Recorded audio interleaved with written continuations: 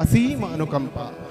प्रकृति की गोद में बसा हुआ यह पावन क्षेत्र और इस क्षेत्र पर भूत भावन भगवान शंकर की अनुकंपा और मां परांबा की असीम अनुकंपा। एक शिव है, एक शक्ति है, और बिना शक्ति के तो शिव भी सब हो जाते हैं। तो ऐसे मां दुनगेरा की पावन चरण कमलों में बैठ करके हम इन एकादश दिवसों में जो यहाँ पर अष्टादश महापुराण का आयोजन, सुंदर आयोजन जो चल रहा है, उसमें अपने जीवन को धन्य मम वामत मम दक्षिणत मम अग्रत विद्वान वेदज्ञ। समस्त शास्त्रों का जिन्होंने अध्ययन किया है, उपनिषदों का जिन्होंने अध्ययन किया है और पुराणों का जिन्होंने अध्ययन किया है, ऐसे वेदज्ञ विद्वान समस्त भू देवताओं के चरण कमलों में प्रणाम निवेदित करते हुए और समस्त इष्ट देवता, कुल देवता, ग्राम देवता सभी को सर्वप्रथम प्रणाम करते हुए आइए इस पावन जो सत्संग रूपी जो धारा इस धरा पर बह रही है, उसका आज चतुर्थ दिवस, और इस चतुर्थ दिवस में आज आपने सर्वप्रथम वायु पुराण को सुना और भगवान नारायण की कृपा से ही आप आगे विष्णु पुराण की कथा को श्रवण करो। धन्य है आप लोग और धन्य है वो सभी माताएं जो इस पुण्य यज्ञ में सम्मिलित हुई। अरे नारी ही तो महाराज इस संसार का खजाना है और नारी ने ही भगवान राम को उत्पन्न किया, नारी ने ही भगवान श्री कृष्ण को उत्पन्न किया। इसीलिए कहा भी है कि नारी निंदा मत करो, नारी नर की खान, नारी से उत्पन्न हुए राम कृष्ण भगवान। अरे नारी, उस नारी ने राम को भी प्रकट किया, कृष्ण को भी प्रकट किया। तो धन्य है आप लोग कि जो आप इस सत्संग रूपी जो धारा, इस धारा में बह रहे हैं। और देवी भागवत भी तो कहता है कि धिक्तम सुतम या पितुरीप्सितार्थम क्षमोऽपि सन्ना प्रतिपाद्ययेद जातेन किं तेन सुतेन कामं पितुर्न चिंता ही समो धरेत्या। धिक्तम सुतम या पितुरीप्सितार्थ। अरे उस पुत्री को धिक्कार है जो सामर्थ्यवान होने के बाद भी भगवान की कथाओं को श्रवण नहीं करता, सत्संग की जो धारा बह रही उस धारा में सम्मिलित नहीं होता। ऐसे पुत्र पुत्री को धिक्कार है। लेकिन आप सब लोगों का सौभाग्य है कि आप इस यज्ञ में सम्मिलित हुए हो। तो आइए इस पावन यज्ञ में जो विष्णु पुराण मेरे पास है, उस विष्णु पुराण की कथा में हम सब लोग प्रवेश करें। बोलो भद्र विशाल भगवान की। तो सज्जनों, सबसे पहले तो हमें यह ज्ञात होना चाहिए कि पुराण है क्या। पुरा अभी नवा नवा। अरे जो पुराना हो करके भी हमेशा नया नया दिखता है वो है पुराण। तो ऐसे पुराणों का आप लोग क्या कर रहे हो? अध्ययन कर रहे हो। ऐसे पुराणों को आप श्रवण कर रहे हो। ऐसे पुराणों को आप क्या महाराज यहां पर सुन रहे हो।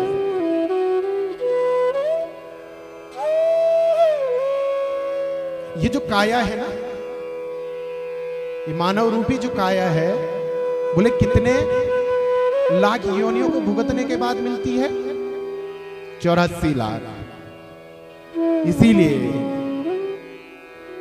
बाबा तुलसी मानस में भी कहते हैं कि आकर 4,84,000 योनि भ्रमत जीव अविनाशी।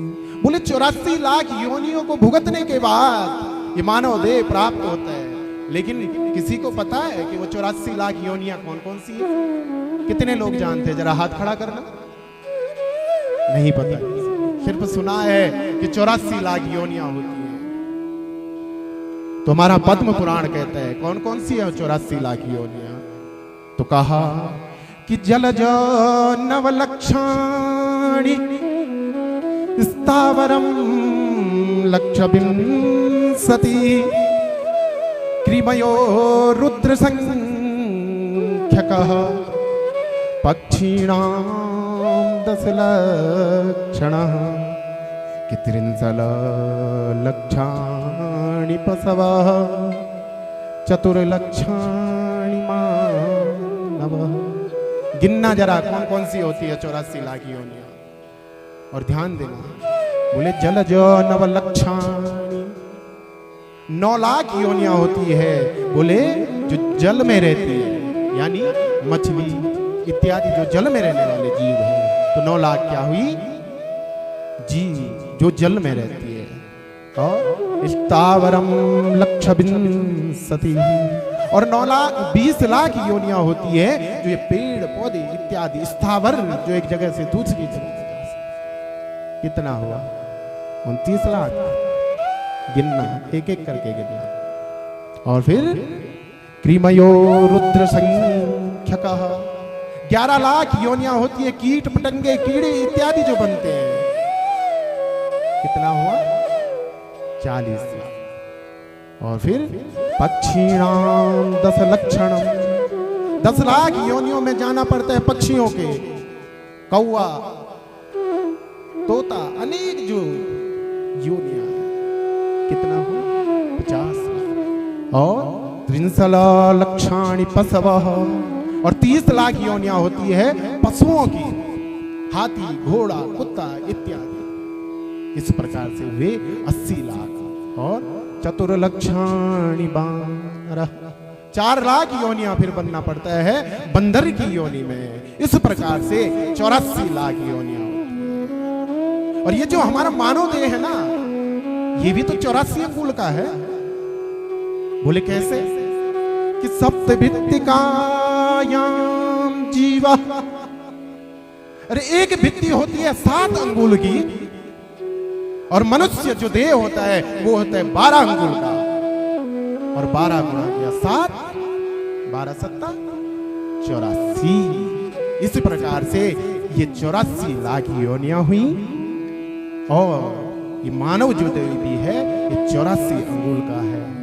और ये देह तो मिल गया, लेकिन इस देह से किया क्या हमने? कि आहार निंद्रा भय मैथुनम च सामान्यमेतत् पशुभिः नरां। बोले भोजन किया, सोए रहे, डर लगा रहा, और संतान उत्पत्ति इत्यादि। यही 4 कर्म एक पशु भी करता है। लेकिन पशु और मानव में अंतर क्या है? तो कहा कि धर्मो हितेषा मधिकम विशेषा धर्मेण हीना पशुभिः समान। बोले बिना धर्म के मनुष्य भी ये 4 कर्म करेगा तो वो भी पशु के समान है। इसीलिए ये मानव देह मिला है ना, तो इस देह से ऐसे सत्संग रूपी धाराओं इनमें अवगाहन करना है, इन कथा को श्रवण करना है। क्योंकि दुर्लभ मानुष जन्म दे देह न बारंबार, तरु पर ज्यों पत्ता जड़े तो बहुरिन लगे। जिस प्रकार से एक पेड़ का पत्ता महाराज पेड़ से नीचे गिर जाता है तो उसको दोबारा नहीं लगा सकते, ठीक उसी प्रकार से ये मानव देह भी अगर एक बार छोड़ दिया ना तो फिर 84 के चक्कर में पड़ करके और फिर आना पड़ेगा। फिर क्या करना है? पुनरपि जन्मम पुनरपि मरणम पुनरपि जननी जठरे शयन। महाराज यही 84 का चक्कर चलता रहेगा। तो इस 84 के चक्कर में अगर नहीं पड़ना चाहते हो तो महाराज क्या करना है? भगवान की कथा श्रवण करनी है, इन पुराणों का दर्शन करना है। बोलो भक्तवत्सल भगवान की, बोलो भद्र विशाल भगवान की। तो आइए इस पावन जो विष्णु पुराण है इस पर थोड़ा सा सूक्ष्म प्रकाश डालें, क्योंकि हरि अनंत, हरि कथा अनंता। भगवान की कथाओं को कौन गा सकता है? समय सीमा में अगर बांध दिया जाए तो महाराज कथा कह ही नहीं पाई। तो ये पावन जो विष्णु पुराण है, बोले ये 18 पुराणों के अंतर्गत है। और इसकी जो रचना करी है, कहते तो क्या है कि 18 पुराणों की रचना किसने करी? वेद व्यास जी ने। लेकिन विष्णु पुराण में लिखा गया है कि विष्णु पुराण की जो रचना करी है वो महर्षि पराशर जी ने। और पराशर जी के पुत्र कौन है? व्यास जी। गणना में ये पुराण व्यास जी के नाम से विख्यात है। अब आप कहोगे कैसे, लिखा किसी और ने, नाम किसी और। तो महाराज कहा कि जिस प्रकार से एक पिता की संपत्ति पर पुत्र का अधिकार होता है, एक गुरु की संपत्ति पर चेले का अधिकार होता है, ठीक उसी प्रकार से इस पराशर जी की कृति पर अधिकार व्यास जी का हुआ। इसीलिए इस पुराण को लिखा पराशर जी ने, लेकिन कृति में अगर गणना में आया तो व्यास जी ने। और 18 पुराणों की रचना वेद व्यास जी ने करी। और उन पुराणों में सिर्फ यही कहा कि अष्टादश पुराणेषु व्यासस्य वचनद्वयम् परोपकार पुण्याय पापाय परिपीडनम्। बोले दूसरे पर उपकार करना सबसे बड़ा पुण्य और दूसरे को कष्ट देना सबसे बड़ा पाप। तो ऐसा यह पावन विष्णु पुराण बोल नारायण भगवान की। तो महाराज हमारे यहाँ पुराण भी 3 प्रकार के हुए। बोले एक है सात्विक, एक है राजस और एक है तामस। जो 18 पुराण है